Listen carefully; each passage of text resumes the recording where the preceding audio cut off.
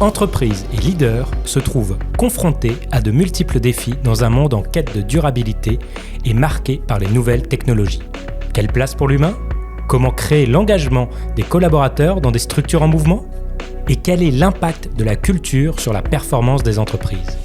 Découvrons ensemble comment des entreprises innovantes portent ces visions et parviennent à générer de la valeur. Bienvenue dans l'Expérience Inédite, un podcast créé par OnePoint qui vous partage des expériences collaborateurs impactantes et réussies. Bonjour, aujourd'hui nous avons le plaisir de tourner un nouvel épisode d'Expérience Inédite. Nous recevons Émilie Thiou, directrice Learning et Social Impact chez Chanel Europe. Bonjour Émilie. Bonjour Amandine. Est-ce que tu pourrais peut-être nous parler un peu de ton rôle aujourd'hui chez Chanel et notamment en quoi la culture Chanel est forte selon toi ? Alors mon rôle, depuis 3 ans maintenant, je m'occupe donc de développer les collaborateurs, donc tous les sujets effectivement derrière lesquels on développe pour préparer les collaborateurs au futur. Donc c'est ce qu'on appelle le learning et la dimension sociale que tu as évoquée qui va regrouper tout ce qui est activité autour du social commitment, comment on engage les collaborateurs dans la prise de conscience du monde dans lequel on évolue et effectivement aussi c'est une manière de se développer. Forcément, quand on travaille sur les sujets de learning, la culture est fondamentale parce qu'on ne peut pas décider telle ou telle action sans tenir compte de ce qui fait et a fait les fondements de la marque Chanel. Donc, je ne sais pas dans quelle mesure tu le sais, c'est vrai qu'on a eu la chance de déjà collaborer ensemble. On a une culture Chanel qui est très forte. Je dirais en premier lieu, c'est une culture de l'implicite. Et ce qui fait d'ailleurs que ça peut être complexe de la comprendre, puisque c'est pas une culture qui est écrite, c'est une culture que l'on ressent, que l'on va ressentir au fur et à mesure des mois, années qu'on peut passer dans cette très belle maison. En revanche, une fois qu'on l'a faite sienne, qu'on l'a comprise, là pour le coup, finalement, on se l'approprie et tout ce que l'on fait de manière implicite et presque de manière inconsciente tourne autour de cette culture-là. Mais c'est vrai que ça demande au départ un effort de compréhension. Donc oui, moi tout ce que je fais est étroitement lié à la culture et à la fois, tu vois, plus j'avance dans mon parcours, plus je me demande dans quelle mesure cette culture de l'implicite ne devrait pas être de temps en temps sur certains points être plus explicite. Peut-être pour accélérer aussi une acculturation, une compréhension et s'assurer que les nouveaux collaborateurs la comprennent bien. C'est une question. Tu vois, plus j'avance, plus je me demande est-ce qu'on peut rendre explicite quelque chose qui est implicite ? Parce que c'est pas facile d'y mettre des mots, du coup. Si justement, puisque tu parles d'explicite, on devait regarder comment cette culture s'incarne aujourd'hui. Et imagine, tu as un nouvel arrivant qui arrive et tu dois lui donner 3-4 exemples très concrets, très explicites justement de cette culture pour lui expliquer justement tout cet implicite que toi tu as pu percevoir dans les nombreuses années passées chez Chanel. C'est une bonne question. Cette question, on se la pose souvent, puisque, juste pour donner un exemple concret de comment je travaille au quotidien, on est en train de travailler énormément sur l'onboarding. Donc finalement, ta question est vraiment plus que d'actualité chez Chanel. Comment est-ce qu'on accueille les nouveaux collaborateurs et comment est-ce qu'on s'assure que, quand ils arrivent et dans leur chemin de premiers mois chez Chanel, on les équipes, même si c'est pas un très joli mot, correctement pour leur permettre d'avoir une expérience chez Chanel la plus agréable ou facile possible. Donc forcément cette question on se l'est posée. Et d'ailleurs on se l'est posée en se disant est-ce que il faudrait pas qu'on soit plus explicite sur cette culture et sur nos valeurs. Et ben c'est une question qui est pas évidente parce que comment rendre explicite l'implicite ? Souvent l'implicite il vient dans du ressenti, des émotions, de l'intangible, donc mettre des mots sur de l'impalpable, c'est pas simple. Je vais me prêter l'exercice avec toi. Je pense que je lui dirais que c'est une culture extrêmement humaine d'abord. C'est une maison qui accorde énormément d'importance au respect de l'autre, au respect de l'être humain, dans tout ce qu'il est. Dans ses valeurs, dans son histoire. Et ça, je pense que c'est finalement une des plus jolies valeurs de cette maison, l'humain. Je dirais que c'est aussi une culture de l'excellence. Je pense que ça t'étonne pas. Maison qui incarne les valeurs du luxe, les valeurs de l'élégance, les valeurs du style. Forcément, on touche à des valeurs d'excellence et dans tout ce que l'on fait. Donc c'est important. Et si je prends un exemple concret, c'est vrai qu'on attache une importance au fond, à la forme, au sens du beau. Je pense que c'est important aussi d'avoir ce sens du beau, même si c'est difficile de définir ce qu'est le beau, un sens de l'esthétique, je dirais. Donc je dirais humain, je dirais excellence, je dirais aussi qu'on a, est-ce que je peux utiliser le mot audace, en tout cas le luxe de pouvoir s'offrir un rapport au temps qui est peut-être pas le même que dans d'autres industries. C'est une entreprise qui se donne le temps de prendre des décisions, le temps d'observer son environnement, le temps de comprendre pour être juste dans les décisions. Et ça, je pense que c'est ce qui fait aujourd'hui, c'est un des ingrédients du succès de cette marque. C'est de rester toujours très fidèle à sa culture, à ses racines, à ses valeurs. Et ça, ouais, je dirais que ça, c'est vraiment les fondements de cette culture. Et son histoire aussi. Une histoire qui fédère, en fait. Quand tu fédères autour d'une histoire, autour de symboles, quelque part, tu peux presque ne pas le discuter, puisque il y a des racines très très fortes. C'est une marque qui s'est construite autour de Gabrielle Chanel, de son histoire. Donc ça fédère aussi. On regarde tous dans la même direction. Et justement, tu parlais de fédération, donc j'entends aussi en sous-jacent l'expérience collaborateur, l'expérience client, mais aussi le premier client, celui qui est interne. Quel est le lien, toi, que tu fais entre la culture et ton expérience à toi, collaborateur chez Chanel? Ton parcours? Tu vois, je vais te reciter, c'est une jolie question, je vais te reciter la valeur humaine. Mon parcours, d'aucuns te diraient que j'ai eu de la chance, certainement, mais je crois que la chance, on l'a crée. Et tu vois, je te parlais d'humain, ce qui fait que je suis là aujourd'hui. Alors peut-être te donner quelques ingrédients de ce parcours, donc une vingtaine d'années chez Chanel, où j'ai l'habitude de dire que j'ai eu 2 vies. J'ai passé 17 ans côté dans les fonctions business, marketing, et puis j'ai terminé avec du retail, avant de faire un grand saut vers la dimension people, ce qu'on appelle chez nous people et organisation, donc les structures ressources humaines. Et tu vois, finalement, sur cette vingtaine d'années, 2 fois, je dirais que je me suis mise un peu la tête à l'envers. Et c'est une marque qui m'a laissé le faire. J'ai quitté le marketing pour aller embrasser des fonctions retail.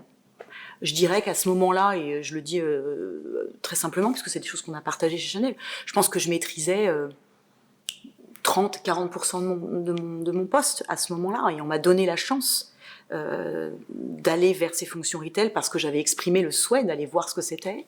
À l'époque, j'avais une envie forte, c'était de prendre une direction de boutique, mais j'avais besoin de comprendre ce que c'était que cette culture retail. Et puis de toute façon, aujourd'hui, tu vois, une des cultures que j'aimerais pousser, c'est cette culture du retail qui est fondamentale. Et c'est vrai que j'aimerais qu'on se dise que tous les collaborateurs ont une expérience retail, quel que soit le poste qu'ils occupent. Je pense que c'est fondamental de comprendre. Tu parlais d'expérience client, d'engagement client. À la fin, c'est quand même à ça qu'on se destine. C'est l'excellence dans la relation et l'engagement client. Donc ça, tu vois, la culture retail, tu vois, je fais un bridge, une petite digression, mais c'est très, très important. Donc c'est une maison, voilà, j'ai exprimé un souhait, on m'a donné un début de réponse en m'orientant vers le retail. Et cette deuxième fois où aussi je me suis mis la tête à l'envers, c'est en intégrant ces fonctions people et organisation, où là encore une fois, j'ai dit, je ressens que je serais bonne, voire excellente dans ces postes qui sont autour de la dimension humaine, la culture, le learning, j'aime ça, je suis curieuse. Et on m'a donné cette opportunité, très rapidement d'ailleurs, d'aller tester ces fonctions RH en Europe, et qui s'est soldé par un grand succès, parce qu'aujourd'hui je voyage depuis 3 ans dans ces fonctions-là. Donc, tu vois, l'humain. Je pense que c'est une marque qui t'autorise à oser aussi. Après, chacun définit son cadre. On avait des conversations intéressantes qui nous ont un peu chauffé sur cette discussion qu'on a là, mais on choisit de mettre ses propres limites aussi. Tu vois, l'arrivée de Lina Nair, elle nous parle beaucoup de freedom within a frame, tu vois, freedom to be, la liberté d'être, en fait, ce qu'on a envie d'être. Moi, derrière ça, je mets un verbe qui est oser. Finalement, nous sommes nos propres limites. Moi, j'ai toujours osé dire, voilà, j'aimerais aller vers telle ou telle fonction, j'aimerais que mon chemin prenne telle ou telle orientation. Si j'avais pas osé le faire, est-ce qu'on serait venu me dire, Émilie, on pense que, je sais pas, peut-être, je sais pas. Et je pense que c'est une marque qui autorise ça. Mais finalement, c'est une rencontre. Moi, je ressens que c'est une marque qui l'autorise, mais il faut aussi s'autoriser à. J'aime beaucoup cette idée entre le cadre intangible et la liberté, où en fait la culture, elle est les deux à la fois, de ce que j'entends, un peu intangible, mais en même temps comme une force mouvante qui te permet aussi de toi-même de redéfinir dans ce cadre intangible, j'ai l'impression, ton propre possible. C'est ça que j'entends un peu. Oui. Après, tu peux le faire quand tu as compris le cadre. Aujourd'hui, on travaille, tu vois, le contexte économique et challengeant, ça rebat les cartes, hein, ça repose certaines questions. Moi, je trouve ça passionnant. C'est vrai que, tu vois, le cadre, s'il n'est pas compris, tu peux pas jouer dedans.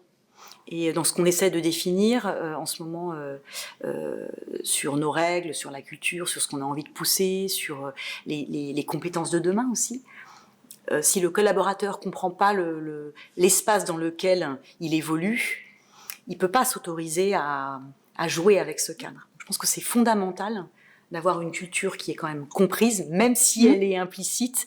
Il faut que, si tu croises des collaborateurs Chanel et que tu leur demandes si vous deviez me décrire la culture en quelques mots, même si c'est difficile, il faut quand même qu'on s'assure qu'elle est comprise. Parce que tu peux pas jouer si tu n'as pas compris dans quel univers tu évolues. Mais ça, c'est ma conviction. Et ça revient aussi à ce que tu disais tout à l'heure sur le temps long, de aussi pouvoir comprendre, appréhender. Donc il y a aussi des choses qui vont passer par cette empathie, en tout cas cette immersion de ce que j'entends aussi, qui est nécessaire dans cet implicite. Donc on retrouve l'humain dans ton parcours, on retrouve l'audace, on retrouve le temps aussi, parce que ça fait quand même tout un fil rouge qui se passe. J'entends aussi le côté excellence, tu as parlé de succès. Moi, du coup, je serais curieuse aussi de savoir comment cette culture, justement, elle peut soutenir la performance et l'excellence. C'est exigeant comme culture. L'excellence, c'est exigeant. Ça peut paralyser. En revanche, quand tu comprends que la culture d'excellence, ça ne veut pas dire être tout le temps parfait, être tout le temps dans une dimension de succès. Alors là, pareil, tu peux vraiment t'épanouir. Moi, je lis culture et performance, très certainement lis au sens où il y a un vrai lien, il y a un vrai tweed, si j'utilise un mot qui est propre à notre marque. Une culture forte, comprise et appropriée est gage indéniablement de performance. Pourquoi ? Parce que je pense que quand tu as compris la culture et que tu l'as acceptée, alors tu es pleinement engagé. Je vais te parler de mon expérience. La culture Chanel, moi, j'y adhère pleinement, j'y adhère à ses valeurs. Pour autant, et on en discutait un peu en amont ensemble, je suis restée, moi, j'ai gardé une distance par rapport à ça, qui certainement m'aide à naviguer, qui m'a certainement aidé d'ailleurs à naviguer dans toutes ces années chez Chanel. Mais tu vois, j'ai un tel profond respect pour les valeurs de cette marque et sa culture que j'ai envie, en fait, d'être pleinement investie, de donner le meilleur de moi. Et finalement, c'est ce qu'il y a de plus fort. C'est quand tu réussis de manière presque innée, sans contrainte, sans injonction, à donner le meilleur de toi. C'est finalement gage de performance et de succès dans une entreprise. Quand tu adhères à la culture, tu as envie de donner le meilleur. En revanche, effectivement, quand tu te poses des questions sur la culture ou quand tu la comprends pas, c'est plus compliqué. Ouais. Donc j'entends que derrière la performance, il y a l'engagement, en tout cas dans la manière dont tu l'aperçois et dont ça se vit chez Chanel. Tout à l'heure, on avait aussi parlé de feedback juste avant qu'on commence. Et notamment, tu avais aussi expliqué, et j'aimais bien cette idée-là, est-ce que tu pourrais peut-être développer justement ce lien qu'on peut avoir entre la culture, la performance et la culture notamment du feedback ? C'est notre grand sujet, ça. Il est chouette, ce sujet, parce que dans le feedback, on va retrouver la dimension de la culture, l'humain. Le feedback, finalement, ce qui est au cœur de cette notion, c'est l'humain. C'est un sujet qui est complexe. Peut-il être simple ? Je ne sais pas. Je ne sais pas ce que tu as vu, toi, la chance que tu as de voir effectivement plusieurs cultures différentes, dans le fait de travailler avec différentes entreprises. La culture du feedback, j'ai une conviction, c'est que, pareil, elle contribue indéniablement à la performance. Le plus je suis transparent, le plus je dis, le plus je partage sur ce qui est bien et ce qui devrait être amélioré, le plus je contribue finalement à une amélioration permanente. On est en train de vraiment travailler dessus, de qu'est-ce que ça veut dire, le feedback d'abord, comment on fait un bon feedback, comment finalement je ne me trompe pas dans mon impression que j'en fais et dans la réalité de ce qui est perçu et donné. Si je suis très transparente, en tout cas de moi ce que je vois, c'est vrai que le feedback chez Chanel, c'est un mot qui existe depuis très longtemps, c'est pas nouveau. Mais aujourd'hui, on sait qu'on doit aller franchir un cran plus loin sur cette notion-là, non pas par besoin ou par injonction, c'est plus qu'on le sait, hein, le contexte devient de plus en plus challengeant, les nouvelles générations sont de plus en plus challengeantes, elles demandent le feedback. Donc je pense qu'on arrive, et c'est très intéressant d'ailleurs, une croisée des chemins sur plein de sujets. Et on en parlait aussi ensemble sur effectivement, le plus on est dans des contextes qui challenge, qui vont aller obliger à se reposer des questions, on est dedans, c'est pas Chanel, c'est le monde extérieur devient de plus en plus challengeant. Moi, je trouve ça génial. Ça redéfinit les cartes, ça ouvre des opportunités extraordinaires, ça oblige à se poser des questions. Est-ce que je suis juste? Est-ce que je suis au bon endroit? Est-ce que la manière dont je gère mes organisations, ma vision, ma stratégie, est-ce qu'elle peut embrasser ce futur? Donc là, tu vois, typiquement le feedback, pour moi, il arrive aussi aujourd'hui parce qu'on est à une croisée des chemins et qu'on peut plus ne pas se poser des questions. Et donc pour moi, c'est pas Chanel. C'est finalement, on va être obligé d'embrasser ce futur et dans un futur qui devient de plus en plus incertain, mais pas au sens négatif. Incertain au sens où il n'y a plus une recette parfaite, il n'y a pas une équation parfaite. Si tu n'es pas souple, si tu n'es pas dans une optique d'amélioration constante, si tu n'es pas dans l'acceptation du fait que rien n'est immuable, c'est compliqué. Donc le feedback participe pour moi à apprendre à finalement danser avec incertitude. Ce que j'entends aussi, c'est que déjà la carte n'est pas le territoire, donc on peut aller regarder un peu plus loin. Ouais. Mais j'entends aussi qu'on a une croisée entre qu'est-ce qui fait la culture de Chanel depuis toujours, avec l'histoire, qu'est-ce qui fait qu'aujourd'hui on va pouvoir aussi être dans ce changement avec la culture du feedback, accepter aussi les changements que donne l'environnement, que ce soit les nouvelles générations, que ce soit le monde de manière plus large. Et j'entends aussi que du coup, c'est ça qui va vous permettre aussi de continuer, de performer, d'exceller. Et donc, j'aime bien toujours parce qu'on voit bien le rapport entre l'humain, le temps, l'audace de changer quand même. Et puis, dans toujours ce fil du temps, de l'histoire qu'on doit amener, j'ai l'impression en tout cas d'entendre toujours plus loin et ensemble et de manière collective. Ce qui, moi, m'intéresserait du coup, c'est de se demander si on regarde le territoire et pas seulement la carte, comment t'imagines la culture de Chanel demain? C'est une question qui est challengeante. J'ai pas une réponse écrite puisque. On est d'accord, c'est de la prospective. Mais il y a quand même quelques certitudes. La culture, la chance qu'on a, c'est l'histoire de cette maison qui est autour de sa créatrice. Ça changera pas. Cet héritage, ces symboles, ces rites. C'est ce qui fait la force de cette marque. Et donc ça, c'est ce pilier, en fait. Pardon, je commence par ce qui ne changera pas. Ou ce qui fait qu'on est fort. L'humain. L'humain restera toujours dans notre culture. Et quand je dis humain, je dis respect, en fait. Respect de l'humain, respect de nos différences. Ça, c'est aussi, on a peu évoqué ça, mais les mots qu'on entend beaucoup aujourd'hui, que sont la diversité, d'être plus inclusif, on est en chemin vers cette ouverture à l'autre, la différence à l'autre.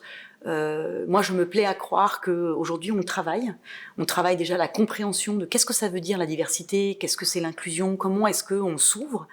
Donc, on est dans ce travail-là. compréhension de la diversité, compréhension de la différence, compréhension d'être plus inclusif, c'est fondamental pour demain. Donc je pense qu'on sera une entreprise, une maison qui sera de plus en plus tournée vers le respect de la différence de l'autre, mais tu vois, finalement, on reste toujours dans l'humain. Et je me plais à croire, pour faire un bridge avec la question sur laquelle on vient d'échanger sur le feedback, moi, j'aurais réussi quelque chose, parce que finalement, on est tous contributeurs à notre petite échelle dans une grande entreprise, dans une grande maison comme Chanel. Si les gens s'autorisent à être pleinement eux, à être pleinement dans le oser dire, dans pleinement assumer leurs opinions, parce que le plus je partage mes opinions, le plus je contribue à la créativité et le plus finalement j'intègre cette diversité d'angles de vue qui font que finalement les décisions qu'on peut prendre sont éclairées en fait, éclairées par la diversité des opinions. Si je me tais finalement, la richesse de la vision que chacun peut avoir, elle est plus pauvre en fait. Donc est-ce qu'on sera dans une culture qui sera plus sur le oser dire, le oser partager? Oui, on y va en tout cas. Et ce que j'aimais en plus dans ce côté de oser dire, oser partager, oser être soi, c'est comment on réconcilie ça aussi avec l'attachement du coup à la marque, à l'histoire. Et donc j'aime bien aussi cette idée dans ce que j'entends de se dire que individuellement, chacun va pouvoir exprimer de manière plurielle ce qu'est la culture Chanel, de ce que j'entends aussi en étant soi. Oui. Tout en se retrouvant aussi dans ses valeurs en fait. Oui, je pense que tu vois, quand je t'écoute, je me dis ce sera un exercice de stretch qui est pas évident, parce qu'il faut respecter, nourrir, protéger ce qui fait la force de cette maison, tout en étant plus souple et plus souple à l'incertitude, à laisser les gens être eux, exprimer leurs opinions.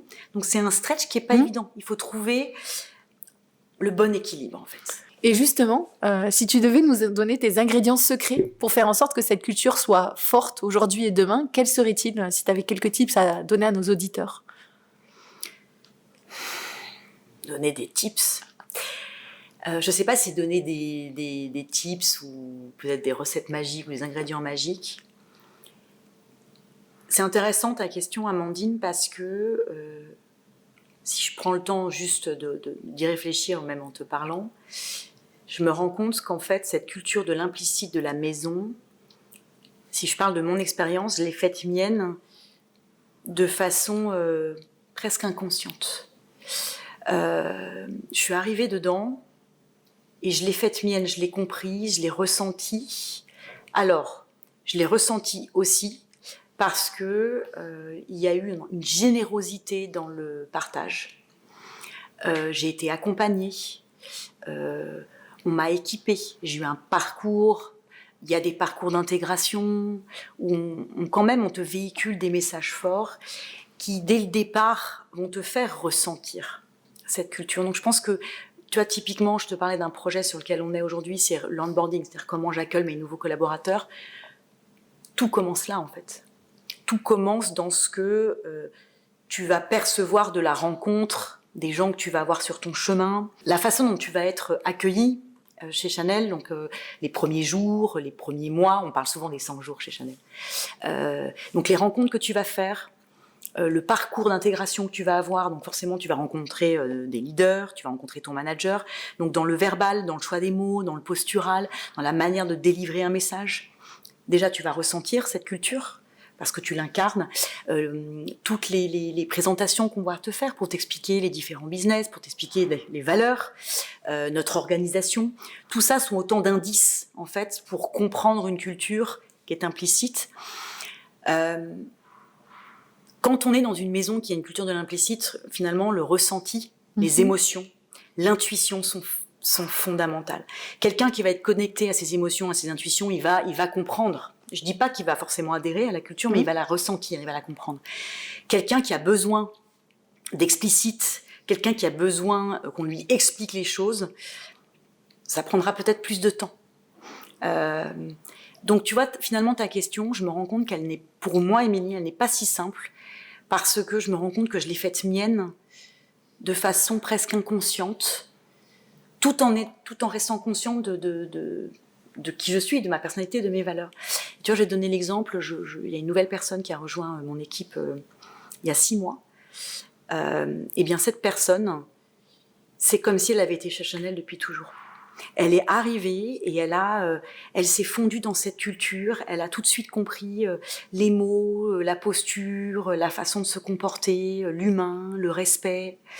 Et je n'ai pas le sentiment, moi en tant que manager, d'avoir fait quelque chose de particulier. Et pourtant, j'ai réussi à faire qu'elle se sente intégrée et elle réussit à évoluer. Presque, je dirais, comme si, je te dis, elle avait été là depuis toujours. Et c'est ça qui est magique, en fait. Ce que j'entends derrière cette magie, c'est qu'en fait, j'entends aussi qu'il y a du ressenti, de l'expérience. Et en fait, j'ai l'impression que cette culture, chacun l'incarne, chacun la ressent. Et c'est ce qui fait qu'à un moment, elle se crée et elle perdure. Et que chacun se l'approprie aussi à sa manière et la fait sienne.